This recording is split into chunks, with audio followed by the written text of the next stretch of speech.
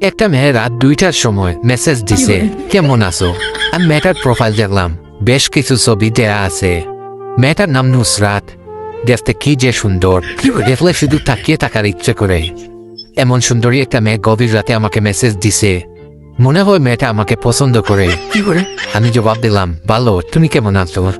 মেয়েটা বললো, আমিও ভালো আছি, তোমার ভিডিওগুলো দেখি, খুব ভালো লাগে। ঠিক যা ভেবেছিলাম, আমার ভিডিও দেখে মেয়েটা আমার প্রেমে পড়ে গেছে। মুরব্বীরা যে বলে সবুরে মেওয়া ফলে, কথাটা ঠিক। এত বছর অপেক্ষা করেছিলাম, তাই এমন সুন্দরী একটা মেয়ে আমার প্রেমে পড়লো। আমি জবাব দিলাম, ধন্যবাদ। মেয়েটা বলল, ডিস্টার্ব করছি না তো? আমি বললাম, আরে না, কি বললো?